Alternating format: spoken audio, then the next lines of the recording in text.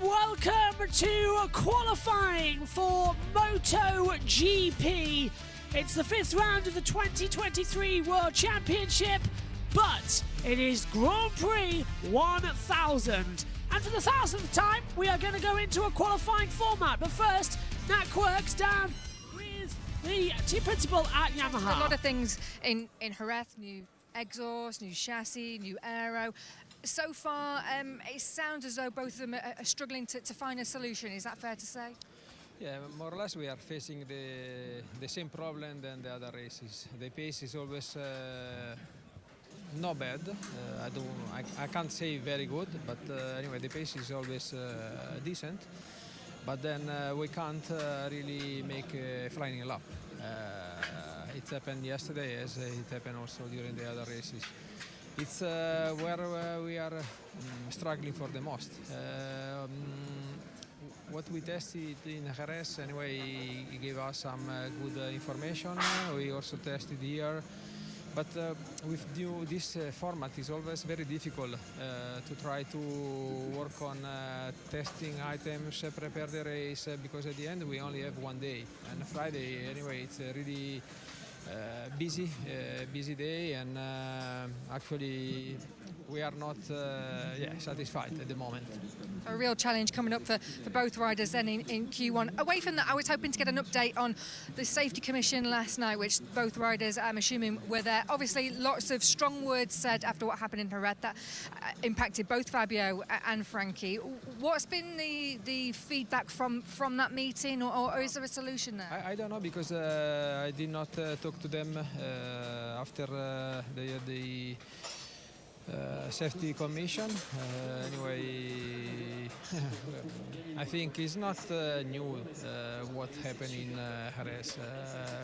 We were really disappointed, but sometimes I really feel that when we complain is almost useless, because so far nothing has been done. We had the same problem last year. We are facing the same issues this year. So unfortunately, it's not something that it's up to us. Someone above has to decide.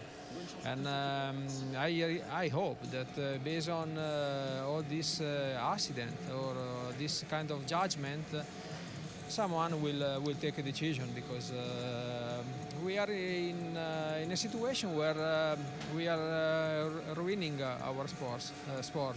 We are used to ride or to do what we are used to do, and now it seems that every time they need to find someone to be penalized.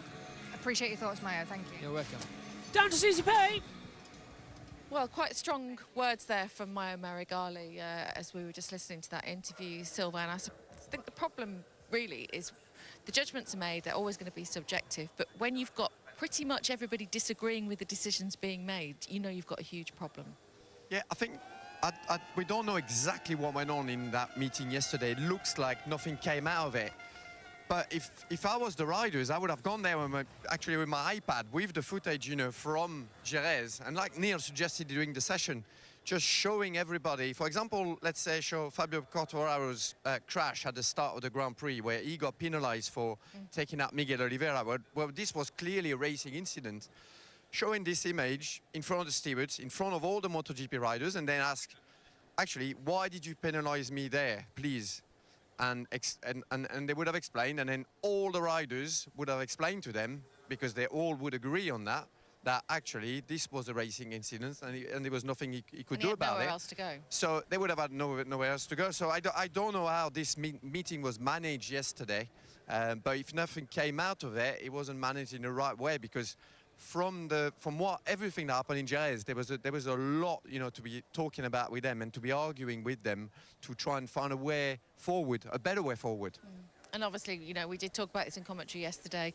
There's a chief steward, and then there's two other stewards that make up that panel that are all Dorna and FIM approved, and let's hope that something is done or changed to create a better playing field for the riders so they can race, because they're closer now than ever before. They're on the limit more than ever before. And we don't want to ruin this show.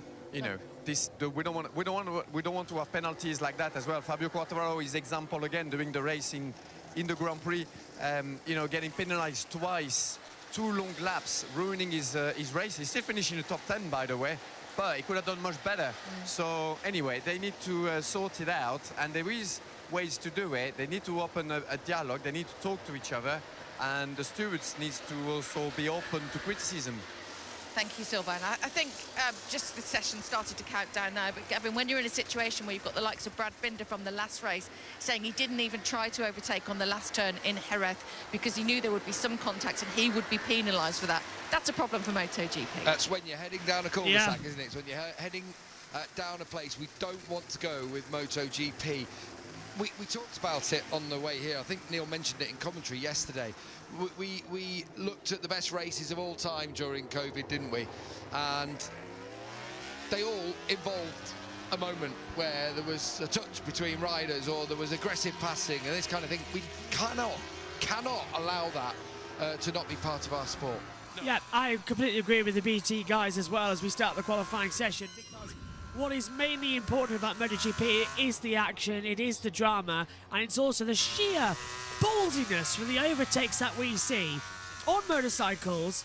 They're not in Formula cars or stock cars or touring cars. They are in two-wheel motorcycles that can fly off any second. It is bravery beyond the belief, and literally the stewards were a bit daft last time out as well at the Spanish Grand Prix. Freddie Spencer talked to them yesterday. Apparently, if you were with us in the free practice session just before this, what happened was everyone met yesterday. Dorna, the FIM stewards, Freddie Spencer met with the riders. The riders argued amongst themselves. The stewards argued.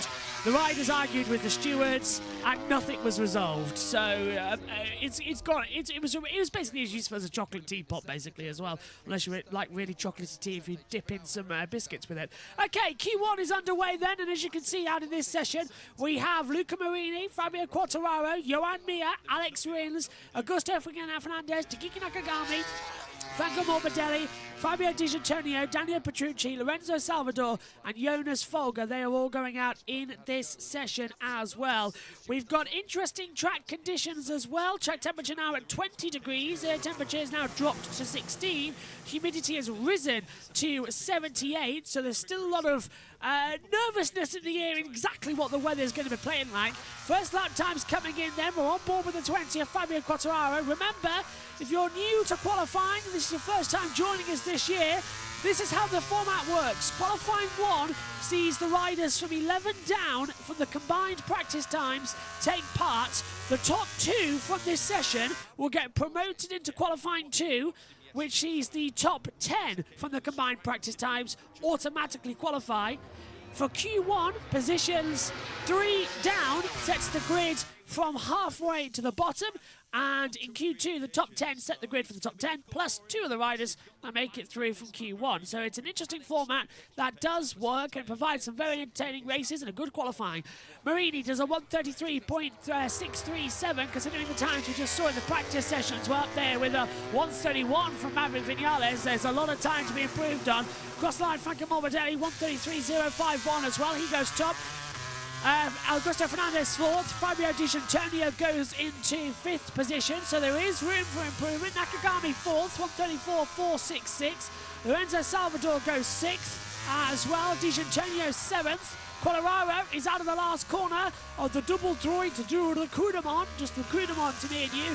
13 and 14, a double right-hander. Blast off towards the line. Quartararo does a 1:31.897. Rins goes second, 1:32.306. Marini is 7/10 of a second faster in the first 2 sectors, and into sector 3 might be improving as well, as he's down now by 10th in the 3rd sector. On the board then, Folger the only one without one so far. BT. Yeah, wasn't it? Yeah. What? Chill wind. Yeah, the wind was still out there, but the track temperature was up because we had a bit of sun in the afternoon. And what that does then, it just gives you the confidence into turn 3. Into turn 3. Yeah, Marini's gone second fastest, by the way. He's at a 1:32.120, puts him in the promotion spot. And Museum Corner are the, say, favourite, in inverted commas, but places to crash here. at the Bugatti configuration of Le Mans. Quartararo's on another good lap halfway round. The problem yesterday was he was dropping back in sectors 3 and 4. Of course, it's being measured against his own best time at the moment. You've got to be quick and on the pace here in this session. You've only got 15 minutes, and Morbidelli makes it to Yamaha 1-2 in Q1 as things stand. It's going to be one of those situations where at least if you can get through, so if you're in the top 2 in this session and you get through to the next session, qualifying 2, you will have an advantage. Here comes Fabio Quartararo though. Look at the sector times, red across the board. Quartararo is finding the time he needs to in order to have the attack. Is Quartararo faster? Yes, 131.366 for Fabio Quartararo. And he goes fastest overall as well. Nice times on the board then. Quartararo does fastest, Mia second, Morbidelli third on the board. Luca Marini, however, is looking really fantastically quick. His sector times are up compared to everybody as he comes out the last corner. The number 10, Mooney, VR46 bike, which we know is a race winner this year. We've seen Bezzecchi do it already, cross the line. Does Marini go second? Yes, he does. But he's still 4/10 off the pace of Fabio Quartararo. So the first runs have been completed then in the first half of this 15-minute session. And it's Fabio Quartararo and Luca Marini at 1-2. Mir is third. Morbidelli fourth. Augusto Fernandez fifth. Alex Rins is sixth. Di Giannantonio seventh. Nakagami eighth. Petrucci is, Petrucci ninth. Then we get Salvador 10th. And Jonas Folger going into 11th position. Across the line then comes Fabio Di Giannantonio, goes up to third position, and Augusto Fernandez goes into sixth as riders now start to come into the pit lane after their opening runs. Into third place, Augusto Fernandez goes in sixth as we switch back to the Gresini garage. Di Giannantonio needs something, doesn't he? It's his start to the year has just been not the spark we're hoping for. When other Ducati riders, your Alex Marquez, your Bezzecchis, your Marinis, you know, people are having the odd result, showing up on our timing screens. Digi needs one of those, and he's the only Ducati rider that we haven't been able to say something too positive about. Yeah, he's not made as big a step as is needed. Last year was his rookie season, and did a good job. Did what you would have expected from him. And then pre-season testing looked quite positive, but then come the first 5 races, he has improved on last year, but it's not enough. 10th, 9th and 12th so far for him this year in the races. Well, it sounds harsh then to say that's not enough, because that is a step on last year. The problem is everybody wants to be on a Ducati for next year. He's on a 1-year deal. Well, he's on at the end of a 2-year contract, so he's out of contract at the end of this season, and there's a lot of people putting their name forward for that ride. So he's got a big round, obviously it's a big round this weekend, but then a big round coming in Mugello, where he qualified on pole there last year in those mixed conditions, if you remember. There's the fans out at Racordemont, hoping that they can be cheering their French hero Fabio Quartararo through into Q2. Very focused this morning. Fabio looks. He knows how they got it wrong in Jerez, and it all started actually from Friday morning, and then not making it through to Q2. His worst ever qualifying in Grand Prix in MotoGP actually for Quartararo last time out in Spain, and that's at a track where he'd taken pole position on a number of occasions. So, you know, he needs something here. He certainly does, and this could be the start. Let's you know, get if he can go, if he can find a little bit of time now. I think his time's good enough to go through anyway, as it is. But if he can find some time and then in qualifying 2 do a clean lap on his own, have knowledge of the track. Yeah, get a front row start. That would be amazing. When I say have knowledge of the track, I mean of the current conditions, because it's so changeable. It's changed from free practice to now.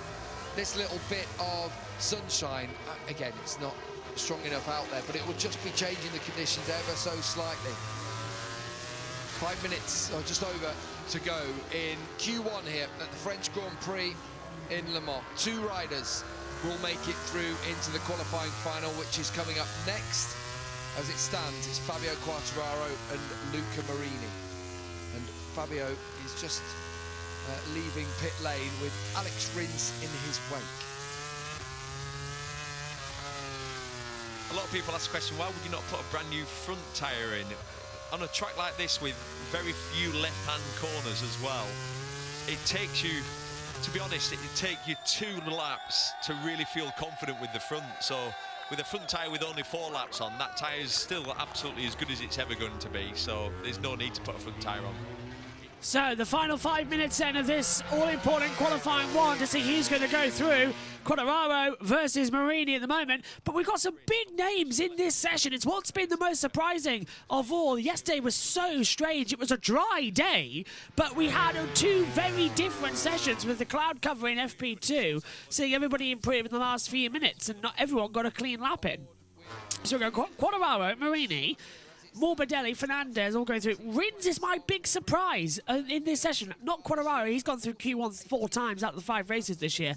Rins is my big surprise. A race winner this year and struggling, absolutely struggling here at Le Mans. Lap times begin then. They'll get 2 runs back to back if they're good. And they can do it close enough. Hello to SHT. Zero as well says go the 20. There he is, Fabio Quartararo on the screen. And hello to Salva Alcazar says wave, thumbs up and a smiley face as well. Nice way to spend your morning as well. Good morning to everybody watching in as well and listening. Hopefully you're all enjoying it as well. Don't forget we've got MotoGP straight after this. And then we've got IndyCar later. Well, both Yamahas are here. Yep, Quartararo and Morbidelli. So that's one Yamaha starting back from 13th below. So which one is going to be? My prediction, Morbidelli. Quartararo is going to go through this one. My pick for pole is still Jack Miller. My pick for the sprint race win is still Jack Miller. And so far, my prediction for the race might be Jack Miller as well. That KTM looking mega, mega fast this weekend. Nobody is improving out there. Let's take a look at the sector time. Just look at Luca Marini, first sector, 20.905, but then he was slow in sector 2 and slow in sector 3. If you're new to the MotoGP graphics and don't know how they work, red is good, orange is bad, grey means you're setting around about the same lap time as you were before. Mia only improves to 4th. Doesn't improve at all, actually. Marini's 2 tenths down, Morbidelli is. So this looks like a build-up lap to the session before we actually get going for the final run. Into the last 2 corners. Luca Marini then is powering out of Recudemont, turn 14 up towards the line here at 6th gear, 280 kilometers an hour as he crosses the control line. Marini goes second, 131.7, improves on time, not position. Morbidelli in there too with 2:22 to go. Morbidelli out of the last 2 corners. Does he improve? No. Augusto Fernandez is only 71 thousandths off the pace at the moment as he goes towards the line. Fabio Di Giannantonio goes third. That puts out Morbidelli down to 4th. Augusto Fernandez, though, on the Gas factory bike, goes top with a 131.343. That's a big surprise in this session as well. He could be the big surprise to play a factor in. Fantastic time, and Gas has surprised themselves. A good look at that surprise from Gigi Dell'Ineo as well. Look at that, just brilliant stuff as well as they come through. Luca Marini is 5 thousandths off the pace of Augusto Fernandez. I was picking that up at the same time I heard Neil Hodgson on my headphones saying as well. Here's Johan Mir through the S-Blues chicane in the 2nd gear, 105 kilometers an hour. He's approaching the line, but riding with Fabio Quartararo, who is 5 thousandths of a second off the overall lap time. Alex Rins is up by 35 thousandths of a second. Now he's dropped 2 tenths in the 3rd sector. He's not into it just yet. Here's Quartararo. He's got Rins just behind him, and Rins has actually got a bit wide, so that's why he's dropped so much time. He's following Quartararo and he's having negative air effect as well, so he can't tow into this part of the track. Quartararo might just go ahead here of Augusto Fernandez as he crosses the line out of the last corner. Out of Recudemont across the line. Does he go top? No. 23 thousandths of a second separate Fernandez and Quartararo at the top there. So 131.366 of Quartararo. Rins goes 7th. Marini goes 3rd. Nakagami goes into 6th position as well. Fabio Di Giannantonio is 82 thousandths off the pace. And Augusto Fernandez still top, but he's a 10th off. The top 3 separated by 77 thousandths of a second. So that is insanely close at the moment. Di Giannantonio goes 4th, 3 tenths off the pace. Fernandez, well, even with that time, would have put him into 3rd fastest anyway, but he is fastest overall with 30 seconds to go. And now, look at this. This is what we were waiting for. Forget the right button. Look at the red sector. Time starts to appear. Fernandez, Quartararo, Marini, Di Giannantonio, Nakagami, Mia, Rins, all setting fastest first sector time. Sector 2, Quartararo, Marini. And at the moment, Marini is faster than Quartararo by a 10th of a second. Marini might just get this. Quartararo and his home Grand Prix on the Yamaha might have to start 13th or lower on this grid. The checkered flag is out. The session is over. Riders are approaching the last sector.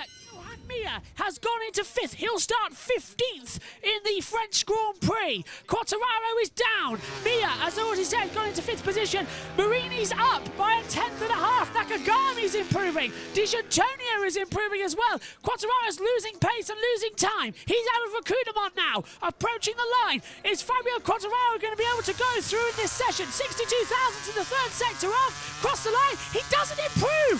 And the Marini crosses the line and does improve.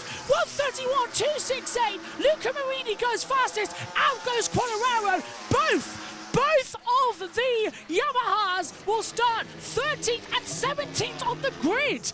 Augusto Fernandez backs off. He knows he doesn't have to do anything. Nobody else is improving. And that is a masterclass from Luca Marini, who picked up the mantle and had a fantastic run as well. Marini fastest, Augusto Fernandez is second. And then we've got Quartararo. He'll start 13th on the grid as well. Here's your lap times on the board there as well. It's Luca Marini fastest, 1:31.268. Augusto Fernandez is a 1:31.343. Fabio Quartararo's third. Takiki Nakagami's fourth. Fabio Di Giannantonio fifth. Johan Mir 6th, Franco Morbidelli 7th, Alex Rins is 8th, Daniel Petrucci 9th, Lorenzo Salvadori is 10th, Jonas Folger 11th. Well done to Daniel Petrucci, can I just say, who hasn't ridden a motorbike this year for MotoGP. He's been on the World Superbikes, and he's out-qualified Salvador and Folger. So that's quite good. Salvador's a test rider, remember? So he's done a lot of miles on that Aprilia Crypto Data RNF bike. Next up, though, Marc Marquez is watching. He knows he's going to do something, but Quartararo doesn't. Wow, again, another bad session as well. So, as they come through in this watch-along commentary, welcome along if you're joining us on YouTube and on USON as well, WSR as well. That's Wellington Sports Radio, and whoever takes our coverage. I know everyone's welcome to just pick it up, basically, as well at this moment in time. Quartararo starts 13th on the grid. Major shock then at the French Grand Prix. Yamaha not improving. Now we've got Fernandez and Marini. What a weird Grand Prix this is. Really weird qualifying, really weird weekend. Let's go down to Susie Perry. Real low actually at home, isn't it? Yeah, that's bad. I mean, you could see the disappointment also in... it's not very often you see Lynn Jarvis shaking his head like that. There is clearly, you know, there is this problem. The bike is so nervous and he can't extract it. It's like they're hitting a wall of performance and they can't get over it. They can do the lap time over and over and over, but they can't get that 1/10 of 2 that they need. And this is, for me, it's a lot down to the aero side of the bike. So, yeah, they're struggling a lot. Maybe the character of the engine, this new engine, has bring a little bit more top end, but it's changed a little bit the delivery. Yeah, and made it look, the bike looks more nervous and more aggressive. And that's something that it's never been nervous, and the boys were alluding to it in commentary there. And we heard Mayo say they can't do a hot lap. And if you can't do a hot lap, you can't get to the front in MotoGP. Not with the current depth of field, when you think 8 Ducatis that can go through, at the moment 2 Aprilias, but when Miguel Oliveira's on the grid, you've got 3.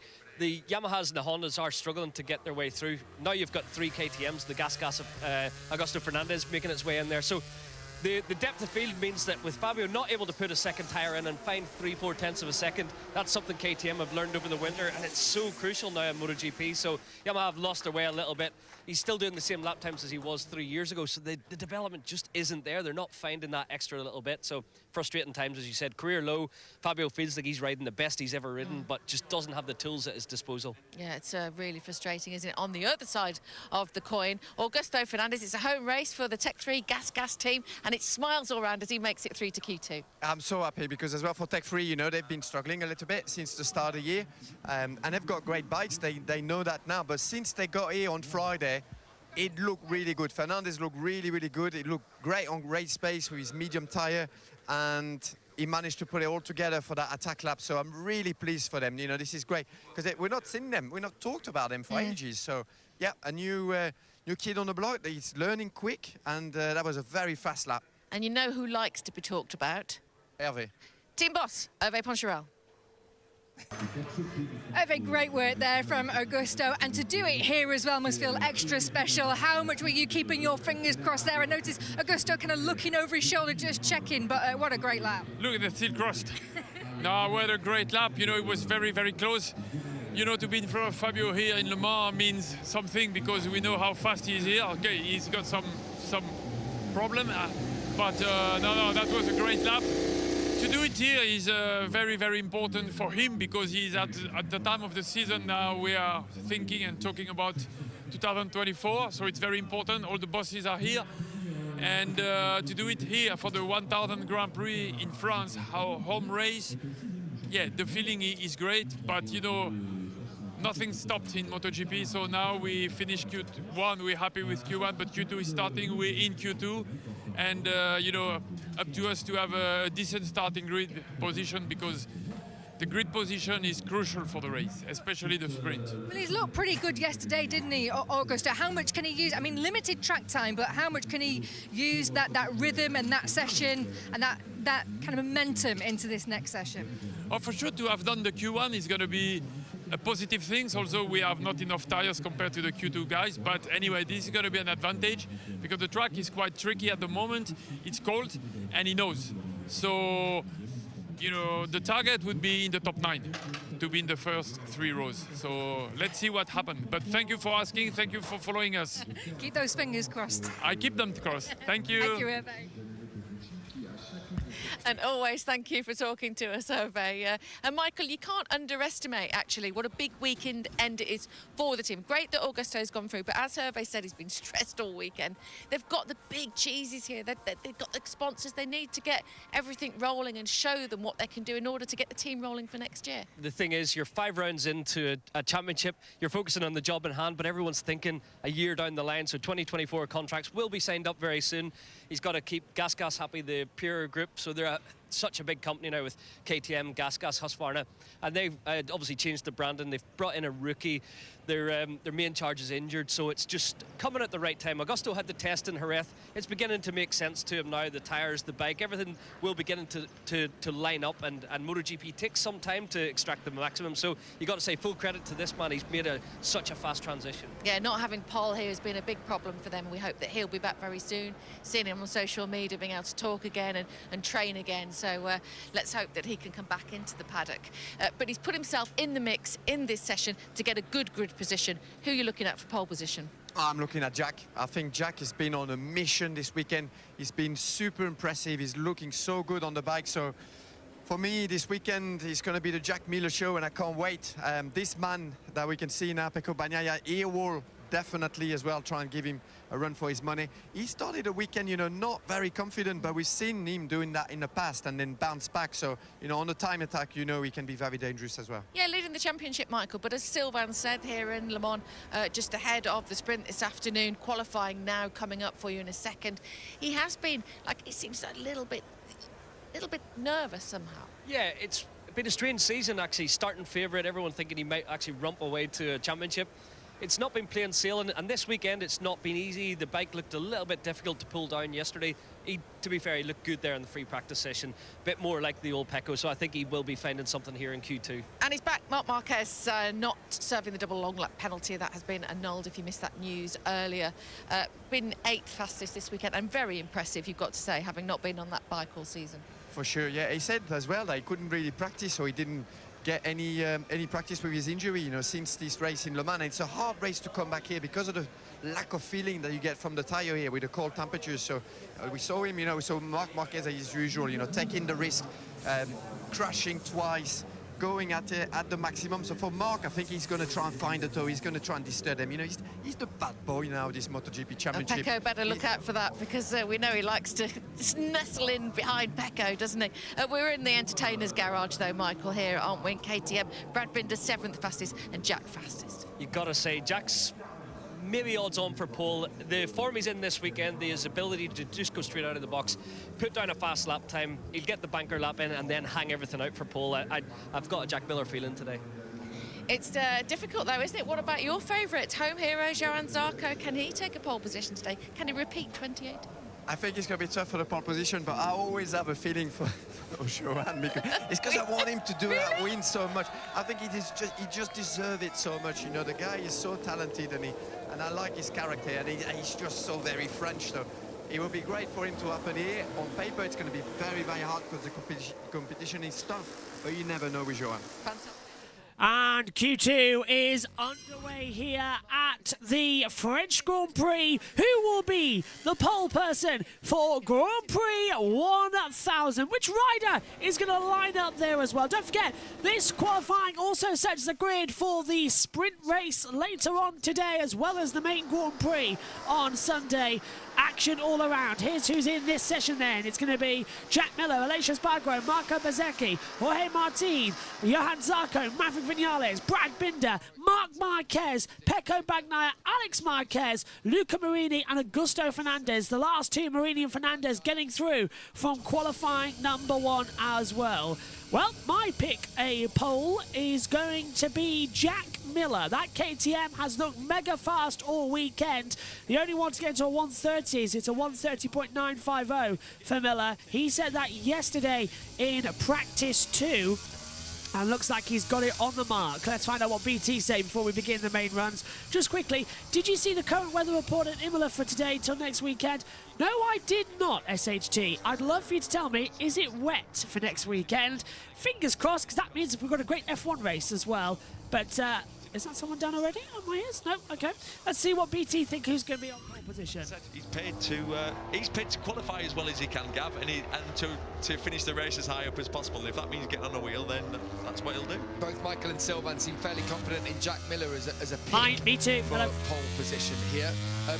I could not pick the front row if you paid me to do so. It's one of those, isn't it? You can maybe say Miller's the one who's had the pace all weekend, but you picked 2 people to be alongside him. No, but you are paid to pick. That's your job. You're a commentator. So right. Okay. Oh dear. Is this not voluntary work for you? Genuinely though, Jack Miller, I will point out, you mentioned it to me, I'll give you credit for this. Just think back, how many poles has Jack had in his career? 2. 2, yeah. One last year in San Marino, and that unbelievable one in Argentina back in 2018, was it? When and Crutchlow took the race 50 yards down the road from everyone else. Yeah, he deserved that one, didn't he? Absolutely. Yeah, the strange race that we had back then as well, where we had half the field having to start at the back of the grid because it rained, and they all changed tyres on the grid when they weren't allowed to, so they all got a penalty to move to further back, and Miller started on pole position 5 rows ahead of everybody else. It was one of the strangest starts I've ever seen to a Grand Prix. He didn't win the race though. Cal Crutchlow came through to win that one in Argentina. Lap times have begun then. We'll keep an eye on the sector times in this second session as well. If you wonder why we keep having to flick between the timing tower and the commentary box camera as well, it's because them's the rules. That's how I'm allowed to do some of this as well, which is I don't always show the timing screen. I sometimes have my camera on as well, like in the race later as well. You'll see it in the MotoGP. So it's just them's the rules, unfortunately, but at least we still get all the action as well. Vinales then will be first across the line in this first run. He'll do a 131.588. Marco Bezzecchi coming in behind him as well shortly. So we're looking ideally for a 130.9 as the absolute lowest time available. Bezzecchi second, 132.008. Then we get Aleix Espargaro, Brad Binder, Jack Miller, Alex Marquez, Augusto Fernandez, all coming across the line together to make the times as well. Now, this is the banker laps, the beginning lap times. Everyone is out there, as you can see on the timing tower, soft front, soft rear, apart from Brad Binder. Just spotted that. He's got a medium front tyre on and a soft rear. The only one to do so. So I'm going to be interested to see that. So there's the banker laps done. And now look, everybody's lighting up the timing screen with absolutely red sectors. Vinales, 20.893 already as Bagnaia jumps up to P2 as well with a 131.9. And now the sector times are red, red, red, which in MotoGP is good, good, good. As well as they come through. A lot of anticipation of what we're going to see here this weekend. The sprint race coming up later. Don't forget, after this, at 11 o'clock, so the top of the hour, that's British Summer Time, of course, 12 o'clock in Central Europe, will be on air for the first Moto E race of 2023. A 15-minute championship, really, for the races, and they are absolutely epic stuff. Just constant drama, constant action. So if you want to hop on for some fun, do so. It's going to be brilliant. Here comes Vinales to the line. He's got to the main com cam now. one in, one out sort of thing. Vinales goes up across the line, goes fastest with a 1:31.256. The times are getting smaller, but Jack Miller is lighting up the sector times at the moment. Can he go fastest? He's 2/10 up across the line. Bezzecchi second, Alex Marquez goes third, Aleix Espargaro goes second, but now to the side, no! Miller only goes second with a 1:31.282. He's 26 thousandths of a second off the pace. Marc Marquez coming in from 9th at the moment. Can he find something? Into Rakudamont, the front of the bike, wanted to step out. Marc nearly goes off the track, gets a good exit time as well. Across the line for Marc Marquez, 9th at the moment, promoted up to 5th with a 1:31.709. So a thumbs up there from Marc Marquez. Zarco next across the line in his home race goes front row. 1:31.467. If Zarco could hold that, France would be happy. He hasn't held it for very long, but Bagnaia goes in there. Jorge Martin on the Prima Pramac goes P1, a 1:31.219. Vinales is faster now. Look at the sector times. Red across the board. And Martin faster as well in sector 1 alone. Aleix Espargaro's quicker, so they're going to do 3 runs on the opening of these banker tyres. They're not going to come into the pit lane. They'll do 3 runs, come in, change bike, go out again as well on another set of soft tyres, do another 3 runs. The track evolution is growing all the time. Look at the temperature. Track temperature 21 degrees, air temperature at 16, 79% humidity. Vinales goes faster, but only by a few thousand. Martin and Vinales were on exactly the same time until Vinales takes it back. 1:31.120. Next comes Aleix Espargaro across the line. Does he improve? Only stays in 6th, improves on time, not position as well. Marc Marquez is estimated to go into 3rd position. Zarco in 5th as well as they come across. 1 point back, of course, as they come through. Binder's in the pit lane.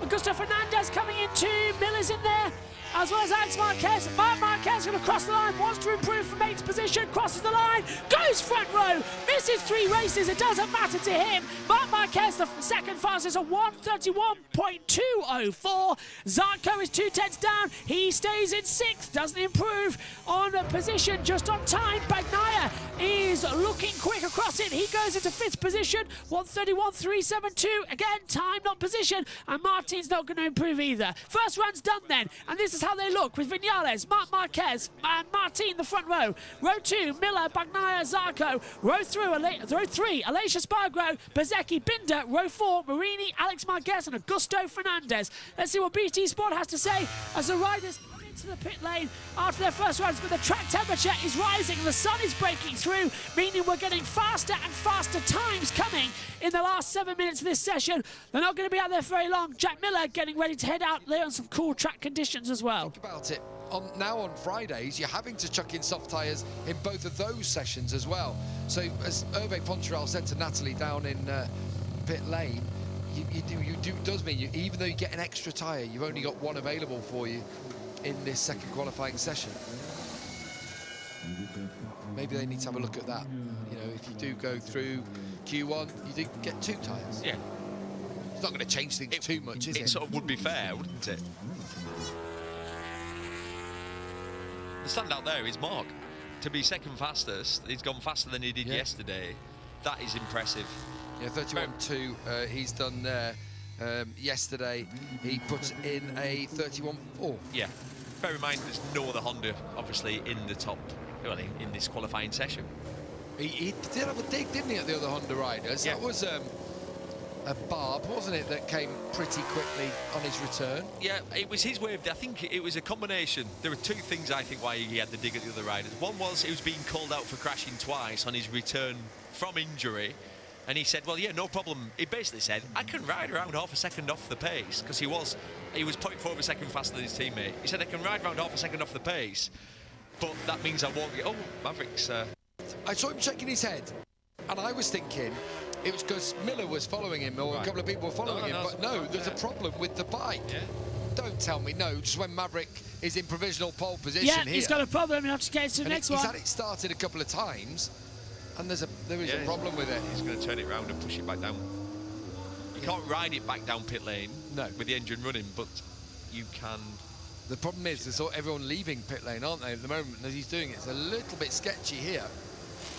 You see Marquez now leaving. So 5 minutes to go, and Vinales has a bit of a problem. There he is on the left-hand He side. does. You can see Riccardo Rossi, that is, who's running up pit lane to try and help out. That's a Moto3 rider. Rossi had his own crash, exiting pit lane earlier today. Right, the first crash of the day, Riccardo Rossi, and he's going to help out, pushing Maverick down. So here we go. Maverick Vinales currently in provisional pole, but there is a little bit of concern. Yeah, that's far from ideal. Not turning the key there. No, I'll just unplug it and blow on it. Go on. It usually works. Control-Alt-Delete, turn it off, turn it on again. Tell you what, I thought, give it a kick. that often works. A little tap with your toe seems to. Right, so out on track. I sort of feel for Maverick. What's going on here now? He's like, just get back, get me on. Get him on bike 2. Get him on bike 2. Is it set exactly the same is the big question. I mean, he's twisting the throttle. That's nothing's happening as he's sort of set on a like pit lane limiter. It's exactly what it sounds like. And then when he twists the throttle, there's nothing there. No, it's exactly what it sounds like. It's like that's gone faulty. It's electrical, exactly like it's just cutting it out completely. That happened to Bagnaia in the practice session earlier. Well, there's still time. Maverick Vinales, though, is going to have to go on his spare bike. I think the problem is they might have had the spare bike set up for wet. Yeah. In case there was any... yeah. Track temperatures in 23. I mean, that's what a team would probably, do. We can see we've got a camera down there. They are working on the spare bike and they're doing some changes to it. But clearly it wasn't ready to go because they've just sent the bike out. And there are only 3.5 minutes left to go. They can see. So Maverick, I'm looking at it now on the TV pictures. Vinales' bike's being dramatically changed from a wet setup to a dry setup. He's only got 3 minutes plus an outlap. So, that's going to be really tight. He needs to leave the pit lane in the next minute 30. So he needs to leave the pit lane with at least a minute to go to get an out. Well, he's a minute 30 lap time. I don't think Vinales is going to get there. That's a really tight call. He must leave the pit lane with 1 minute 40 to go in order to get out there. But he's leaving it really close. Lap time's coming on then. We've had the bankers once again. We're going to get going. The track is damp, but it is drying out fast. Track temperatures are 23 degrees, air temperature 17. He's down! Big one! Huge accident for Alicia Spargrove coming through turn 1. I won't be surprised that puts out the red flag, Huge accident in the first sector of the track. And that was massive. You never like to see an accident at turn 1. It is the biggest you could have at this circuit. He turned in, the front went away from him, and down he went. The bike's destroyed, and he's in the gravel trap as well. I hope Alicia's okay. The last time we saw him, we haven't seen the red flag yet. Surely they've got to throw it, though.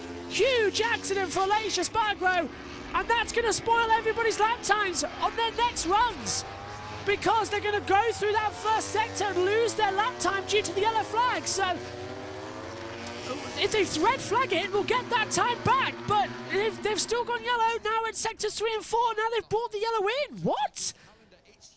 Why they brought the yellow flags in? That's not going to spoil anyone's lap time. But where is Aleix? We haven't seen him on the TV pictures. They've left him there, and they haven't red flagged it. And Aleix is over the barrier. That's good. Aleix is over the barrier and is walking away. He looks perfectly okay. That is fabulous news.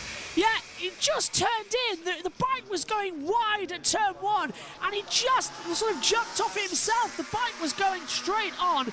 It bounces across the gravel in absolute destroyed. That's a big rebuild job. He's on bike 2 100% for the sprint race later. Maybe even the warm-up tomorrow, and unless he crashes again. But that's a big one. Lap time's coming on then for the final boards here.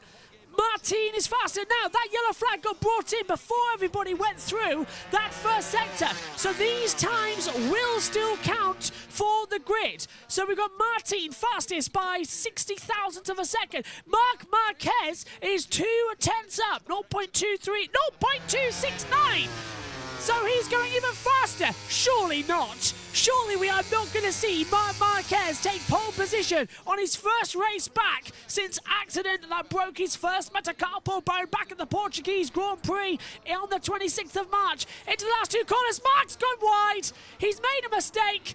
Whether the lap time gets cancelled or not, we don't know, but across the line, Martin briefly goes fastest, but it's taken by Marc Marquez with a 1:30.763, the fastest time of the weekend so far. Marquez back on top dollar. He cuts the chicane. He's done his fastest times. Miller is still improving. Look at this. Red sector times on the board. Miller, 20.8 first sector. Second sector, 41.7. The checker flag's out. He's the only one improving out there on the track right now, which means it is all down to Jack Miller. Can he take pole position? Even remember, he has a fast starting bike. He's got a toe off of Augusto Fernandez. Checker flag is out of Recruitment. The KTM has been fast all weekend long. Is it faster in the line across it? No! It's second fastest for Miller, a 1:30.984. He is 2/10 off the bat. First sector times, no, Bezecchi, Zarco, Binder all done it. Aleix Espargaro, he's crashed out. Fernandez, he's taken the flag. Everybody else is down. Everybody else is finished. Checkered flag is out. It is Marc Marquez, like it is in the Portuguese Grand Prix. At the races he runs this year, he is fast. Modern says the king is back. SHT, Marc is just crazy. You're absolutely right.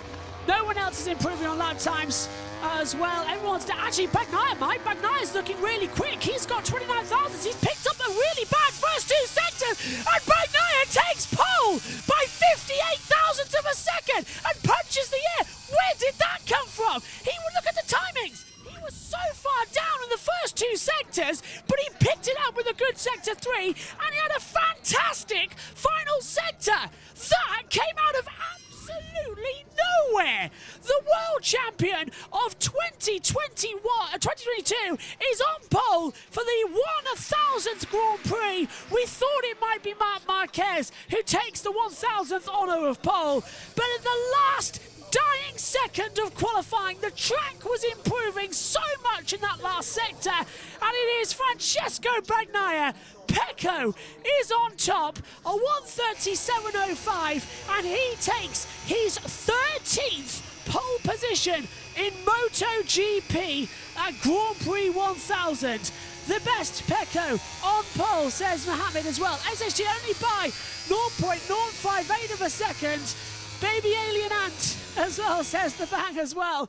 Modern says, damn Bagnaia. Absolutely spectacular.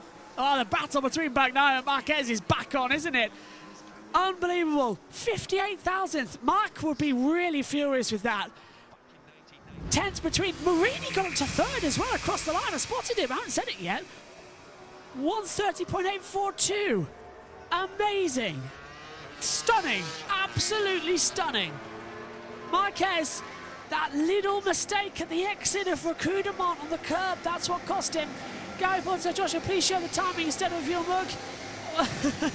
I can't always show the timing, unfortunately. That's the really annoying thing.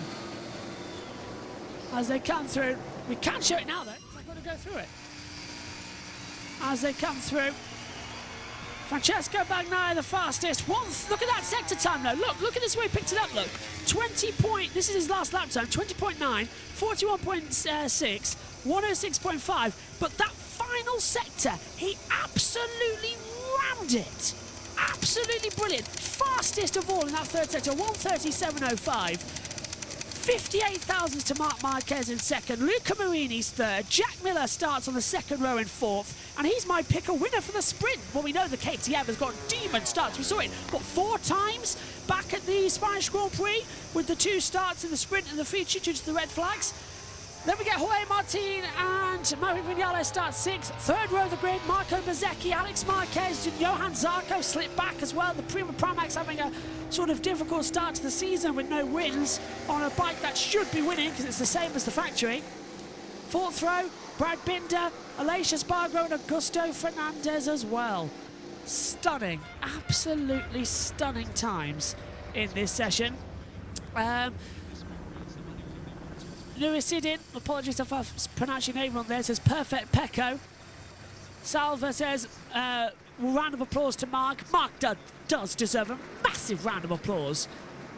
The bang says, "Do you got to be hired from MotoGP commentator?" That's very, very kind. I'd love to do it. I'd love to do it. Love to do it. And Nurisin, sorry if I mispronounced that once again, says, "Look, Pecco pushes his bike to the limit." Don't forget, that's a bike that failed in free practice not even 45 minutes ago. He had a major problem with it coming out of the pit lane. And this is just quickly, this is Marc Marquez congratulating Pecco Bagnaia with a tap on the arm and a little fist bump, and then Marc tapping the side of his Honda Calyx. That's a practice start you're hearing, and Marc wasn't happy with that. Is there a problem with Marc's bike? He put his hand up immediately after. I don't think Marc had a good start there. I think the gearbox clutched in and dropped him down into first gear when he went for second. So it shifted up to second, then went back immediately to first, like the revs weren't high enough. So Bagnaia coming in then. Just look at the track temperature, 25 degrees. Remember I said, what, 2 minutes before the end of the session it was at 23? 2-degree track temperature, that's all it takes to change as well, these lap times. Humidity was started this session at 75, it's increased to 78. The air temperature sort of remained the same, 17 degrees. The wind kilometre hour speed keeps changing. It's now 8 kilometres an hour. A second ago it was 3, so that's shifting quite a lot. As they come through, the bang says, "You got sauce, brother." Well, I'm looking forward to the races later. Don't forget, let's go down to PT before we hear the interviews, because in 20 minutes we've got MotoE Race 1. It'll be redirected after. Let's go down to Susie Perry. Marquez, though, are there any questions? What he can do on a motorbike is just sensational. He should not be putting a Honda on the front row of the grid, even if he was riding all year. It just doesn't look an easy bike to ride. He always gets the track position, chasing Jorge Martin, but his front was just protesting all the way into the last section. Full commitment, fastest lap so far of the weekend at this point. Unlucky not to be pole position, but what a lap from Marc Marquez. I mean, he literally manhandled that all the way around, didn't he? Yeah, it's just the ability that he's got to override the bike without losing any time. I mean, it's incredible. The lap he did here, as well here with the lack of feedback that you get from the tires, it's so hard to do and not make a mistake. We saw him making mistakes yesterday, but today he absolutely nailed it. That was a great lap. He found the perfect toe as well. I mean, he's such an extraordinary rider. He's a magician, isn't he, with that bike, really, you have to say. But what about pole position? I mean, that was a secret formula from Pecco Bagnaia. Yeah, and actually watching him on a slowdown lap, that's as animated as Pecco gets, so you could tell it wasn't going easy for him. He put it all together without a toe, by himself. Look, even as he crosses the line, he's punching his fist, so it means a lot to him. It's been a bit of a rough run to this point in the season, but enjoying it. After a tough Friday, he looked better there in the free practice session this morning, and now standing in pole position for the sprint this afternoon. Yeah, you feel like there's a click gone, yeah. And once that happens, we know what we're going to get, don't we? And it makes the sprint really exciting, mouth-watering prospect with the fact that KTM will be in that mix. Luca Marini, though, what a hero in that session to put it on the front row. Great lap for Marini again. Marini is able to qualify really well now. You know, he's got that ability, and the whole grid and physiognomy for the sprint race is looking so good, because you got Pecco, you got Marc there, you got the KTMs just in the background, and we know they start like missiles, and we know there's a long way to turn one here as well. So it's going to be really exciting. Maverick Vinales as well, looking great with his race pace. So, well, I was going to say about the Aprilias, really, what looked like was going to be a magnificent qualifying session ended up the opposite, really. It's such a problem, as a shame for Aleix Espargaro, but Maverick Vinales there, you know, potentially pole position. Lucky to hang on to the second row, actually, so he'll be really disappointed to not get another roll of the dice. He looked so good, as Neil called it, watching him on his first lap. He looks so effortless on the bike, really nice style, but unfortunately whatever's gone on here as he's riding down pit lane, something's gone into limp mode, got it back to the garage. Frustration with 3 minutes to go, changing the bike, and yeah, it wasn't to be for him today, but as long as if he can get it off the line, he's got the race pace again this weekend. He looks fantastic out on track. Yeah, so decent start then from the second row for him, but for Aleix Espargaro, that horrible crash for Aleix, and it was really great to see him jumping over the tar wall. Now this crash, where he crashed there, look, this is the end of the straight. This is 320k an hour, so I don't know what's like mile an hour, but it's very fast. And as soon as you lean the bike over, full gas, flat out in 6th gear, and you touch a little bit the front brake there to transfer some load onto the front tire to start the bike turning. And at that moment, he loses it straight away. So this is very, very high speed crash, and he was very lucky to escape. We actually saw him coming back on a scooter, looked all right, but that was a huge Pecco, one for congratulations, Aleix. I mean, you snatched it right at the Yeah, Aleix is made of special stuff there, isn't he? And Natalie's eager to go, as you perhaps can hear there. She's speaking to the man in pole position, and pole for both races today and tomorrow, of course. Here is Pecco Bagnaia. Pecco, congratulations. You snatched it right at the end there. How difficult was that in these cooler, damper conditions today? Wasn't easy, also for the problems we had yesterday with the bike, this morning too. But then everything went well. We started having the same feeling like always, and I'm very happy. I was expecting to go down 31, and finally 30.7 is a really great lap time, and I'm very happy. Well done, Pecco. Thank you. Well, I mean, the question normally is what has he got in terms of race pace, but we know what Pecco can do out there. Has he got enough to beat the KTMs? Yeah, I mean, we know he's got it. He is the favourite, you know, for the championship, and we know that every race he can deliver. We know he can make mistakes as well, though. You know, he's made 2 in a row in Argentina and in Austin, and here, last year. I was going to say, it's not been the greatest track for him here, has it? No, yeah, here, last year he got flustered by Bastianini when Bastianini passed him, tried to follow him, made a couple of mistakes, and ended up down at the Raccordement. So we know he's got a mistake in him as well. What he did in Jerez was amazing last time out, so he's going to be in the mix. But the KTM are going to give him a hard time.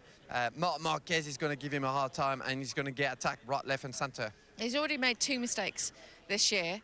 Has he steadied that ship? Well, he did last year. Whenever he came back from the summer break, he really steadied the ship. The Saxon Ring was pretty much the last big mistake he made last year, and then went on a roll. So he's saying he's trying a similar approach, but you just never know in bike racing. It is unpredictable. You've got Marc Marquez sliding up the inside into turn 3, and anything can happen. So I think it's going to be an exciting one, but he seems to this year manage the sprint races really well, and he's made his mistakes in the feature race. So yeah, you just never know. Okay, let's hear from the man who's put his bike, his VR46 Ducati, onto the front row of the grid. Luca Marini's chatting with that. Luca, congratulations to come through Q1 and to put it on the front row. That was some great work today. You must be so happy. Yeah, I'm really satisfied also because we worked really well. Yesterday the feeling with the bike was not perfect, and here if you are not perfect you are P11. So it's difficult, but we make the correct changes over the bike, and today was much better. But I still feel that I don't have the pace for fight for the podium, so it will be very important the start. Just try to keep my position and then follow the fastest riders for see which position I can achieve at the end of the race. What difference have these conditions made today for you guys? Was tough because with this cold temperature it's never easy here in Le Mans. Also we don't have enough amount of front tire, soft, so it's difficult to manage. Also with the used tires. It's a complicated weekend, but it's the same for everybody. So just try to work better than the other. Thanks, Luca. Thank you so much. Yeah, front row start then for Luca Marini. And when you think that he qualified 15th last year, you can see the massive improvement that he's been able to make. Yeah, himself and the team. You know, that team is working really well now, and they're pushing each other as well with Bezzecchi. There's a great atmosphere in that team. They got obviously great bikes as well, 2022 bikes from Ducati. So everything is taking on for that team, and it's working really well. Like you said, the Marini, you know, this track in Le Mans is very different. The feedback you get from the tires, you know, like we come from Jerez where it's high temperature and you can feel the tires moving a lot and giving you all that feedback, and you're almost like, you have to like underride the bike a little bit. Here it's very different. The bike is a lot sharper because of the reaction with the tires, and it's hard to get. So Marini got that feeling in the qualifying, and this is a good sign for the race. It means that he might be able to just like get inspired by that feedback, and once you get that, you get the confidence. And when you get the confidence, you get the speed. Yeah, and when you say... Whenever you're chasing a lap time, you override it, like Marc Marquez just did to put it on the front row of the grid, but you're taking liberties, you're throwing the bike about. You're not really fully in control of the outcome, so sometimes things will catch you out. So yeah, actually being smoother, you sometimes load the tires a little bit better. You actually really dig them in the corner, punch off the turn. So yeah, it's a weird phenomenon. Sometimes the harder you try, the slower you go. So that's Pecco. He encompasses the control and the ability to... Underride's maybe not quite the right word because you're still on the absolute limit, but just executing it in a different manner. I think rule number one of Road. broadcasting is always make sure you've got the microphone that you want to talk into plugged in. Because I just didn't do that. It's quite hard to start talking. Okay, let's give you the coverage details for the rest of the day then here on JB Motorsports. You can join us in 15 minutes time for coverage of the first Moto E race of 2023, and it's also its first ever race as an official World Championship. The previous 4 seasons have been World Cups, so now we've got a Moto 3 World Championship, Moto E World Championship as well. Later on, you can join us as well at 1:45 British Summer Time for the MotoGP sprint race. You can join us then at 4:15 British Summer Time for the IndyCar warm-up from the Indianapolis Road Course, and then you can join us as well at 8:30 British Summer Time for the GMR Grand Prix at the Indianapolis Motor Speedway Road Course as well. Green flag is at 8:45 British Summer Time. Tomorrow, you can join us in the morning for MotoGP warm-up. That's at 8:45. Then you can join us at 10 for Moto 3, 11 for Moto 2, and 12:30 for MotoGP as well for all of the action tomorrow. But we'll be back in about 15 minutes time for all the action from Moto E. You'll be redirected after this stream ends, and just hang around for 15 minutes and then let's watch some fun Moto E. 15 minutes of racing. What's not to like? Race 2 is also on later on today as well. So, thanks very much for your company. Bagnaia's on pole for the 1000th Grand Prix. Marquez is second. Marini third. Let's see how they do in the sprint race later. But we've also got Moto E coming up next. Bye-bye.